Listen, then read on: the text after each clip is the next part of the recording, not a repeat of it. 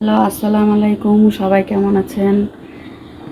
আজকে সকাল থেকে এই ভিডিও শুরু করলাম আলহামদুলিল্লাহ, প্রতিদিনের মতো। তো আমি আজকে সকালবেলা আমি বেশি কিছু রান্না করব না, আজকে শর্টকাটে রান্না, দুপুরে আবার রান্না আছে। তো আজকে সকালবেলা কি রান্না করতেছি দেখেন। আজকে আমি রান্না করতেছি আলু ভর্তা বানাবো। আলু সিদ্ধ করে নিচ্ছি প্রেশার কুকারে, তারপর কড়াইয়ের ভিতর হালকা করে একটু ভাজা করে নিলাম। আর আমার আলুর ভর্তা বানানোর জন্য এই জিনিসটা আমি ব্যবহার করি। আমি সবাই ভর্তা বানানোর জন্য বাটনা কিনছে, আমি থেকে বাটনাটা কিনা হয় নাই, এখন যে বাটনাগুলো বাইরেছে তোরা কিনি নাই। তো এই যে আমার আলু ভর্তা বানানোর জন্য এই যে এটা দিয়ে খুব তাড়াতাড়ি গরম অবস্থায় এটারে ডলা যায়, খুব সুন্দর করে বানানো যায়। তারপরে হাত দিয়ে চটকাইলে এটা দিয়ে সুন্দর করে করানো যায়। আর আমি এইখানে যে ডাইল বুনা করবো আজকে, ডাইল বুনা।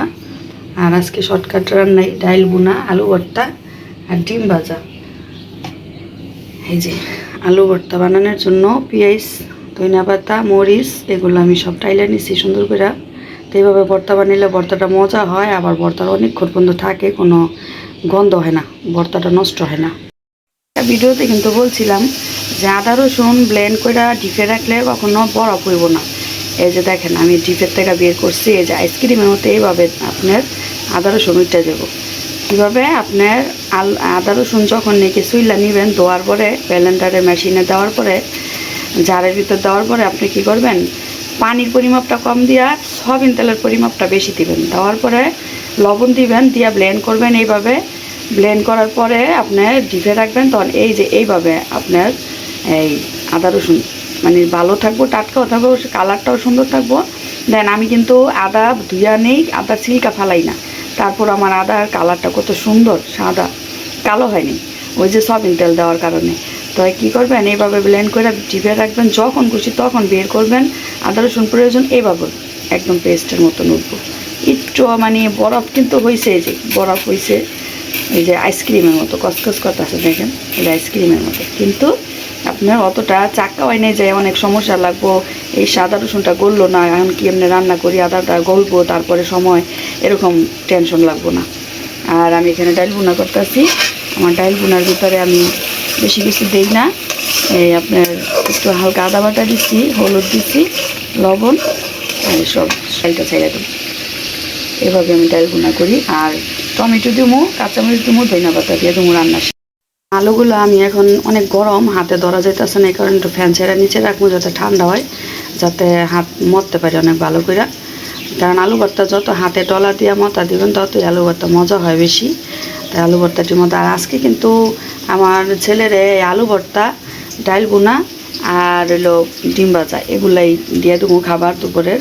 হয়তো অনেক মানে পছন্দ আলু ভর্তা, ডাইল তোর অনেক ফেভারিট খাবার, এগুলো অনেক পছন্দ। তো বলতেছে আমার এত কিছু রান্না দরকার নেই, তুমি আমার এগুলাই দেওয়া দাও। সবসময় আলু প্রেশার কুকারে সিদ্ধ করি, এই প্রেশার কুকারে আলু সিদ্ধ করে তাড়াতাড়ি হয়ে যায়। আর আলুটাও অত মানে খারাপ লাগে না, পাইসা লাগে না। অনেকেই বলে যে আলু নাকি পাইসা লাগে, কিন্তু আলুটা নামায় আপনার হালকা কড়াইয়ের ভিতরে ওই যে বললাম ভাজা করে নিলে আলু ভর্তা মজাই হয়। তা আলু ভর্তা একটুখানি কি হাতে যত চাটকাইবেন ততই আলু ভর্তা মজা।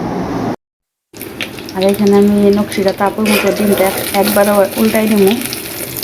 এই যে আমার ডিমটা একবারে উল্টা গেছে, কিন্তু বেশি ভাজা হয়ে গেছে গা, ওই হিট কমাই দিব। এখন নকশিকা তাপু তো এইভাবে ডিম উল্টা না, ওনার কড়াই আলগি দিয়ে ডিম উল্টাইছিল, ওইটা হলো রিক্স, ওইভাবে করবেন না কেউ। ওইভাবে করলে তো শরীরে তেল ছিটাইতে পারে, দুর্ঘটনা ঘটতে পারে। তো ডিম ভাজা হয়ে গেলে খুব সুন্দরভাবে উল্টান দিলেই উল্টা জায়গা সুন্দরভাবে। আমার ডিমও ভাজা হয়ে গেছে না। আজকে হচ্ছে শর্টকাটে রান্না, খুব তাড়াতাড়ি রান্না হয়ে গেছে আমার। এখানে ডিম ভাজা,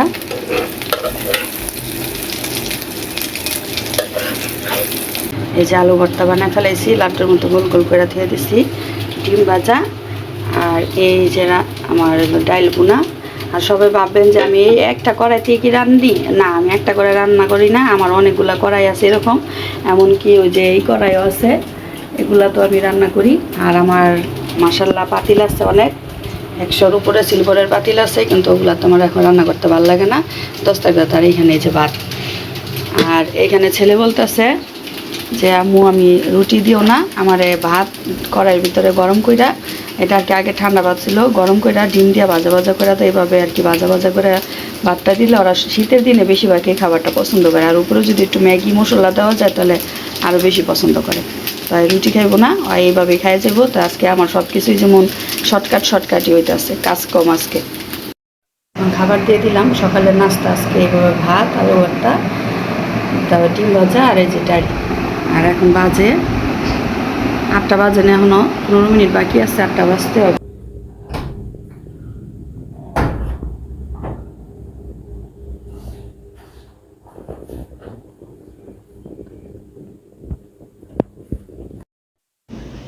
আল্লাহ হাফেজ।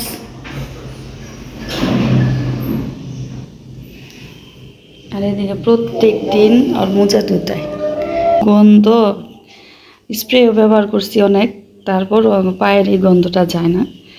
এই মোজার অনেক গন্ধ, এই যে যতক্ষণ বাথরুমে রেখে দেবো পুরা বাথরুম গন্ধ হয়ে যাবো গা, পুরা বাথরুমে গন্ধ হয়ে যাব প্রতিদিন দিই। তারপরও এই অবস্থাটা। হাবিবার কাপড় চাপড় আমি বাইর করে ফেলাইছি। হাবিবার আমার নিজে অসুস্থতার কারণে অনেকদিন স্কুলে নিই নেই। আর এদিকে দেন ছেলেরে দিছি, অনেকে ঠান্ডা লাগতেছে, আমি কোথাও এটা পরে যাও, না এটা পরবো না, না এটা পরবো না। এখনকার ছেলেমেয়েরা স্মার্ট, অন্যরকম, এদের মনে যা চায় তাই পরবো। হাবিবার ব্যাগও আমি গুছাই এখানে রেখে দিছি, স্কুলের ড্রেসও বের করে ফেলাইছি।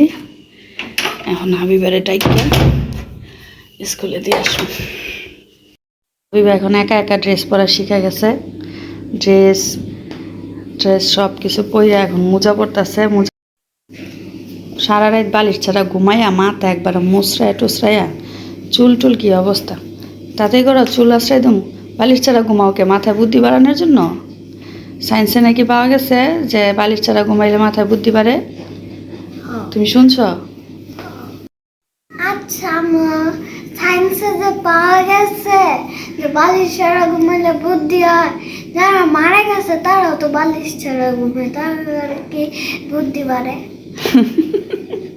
তুমি যে কদিন পর করতে একটা পাকনা কথা পাও, মারা গেলে বালিশ ছাড়া ঘুমাইলে আর হাগো মাথা বুদ্ধি বেড়ে কি হইব, এরা তো মরেই গেছে গা। তো যাও গা একা একা।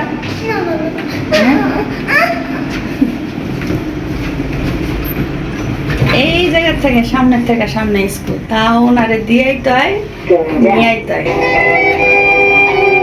আর মেয়ে মানুষটা সবসময় নিজের হেফাজতে রাখাই ভালো, সেটা কাছে হোক আর দূরে হোক। আমি এমনি দুষ্টামি করছি যে একা একা যাও, আর একা ছাড়ি না, আর আমরা দিয়ে আসি নিয়ে আসি। যাও।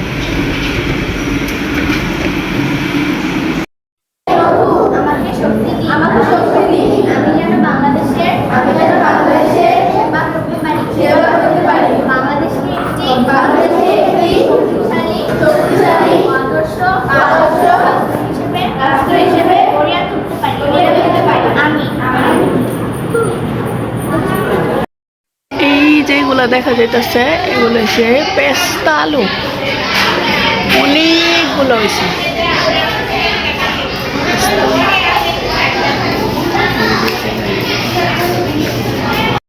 কেউ কি করছে ভুল করে হয় ব্যাগে পানির বোতল ভরে নেই, আমিও ভরি নেই, আজকেও পানি রেখে গেছে।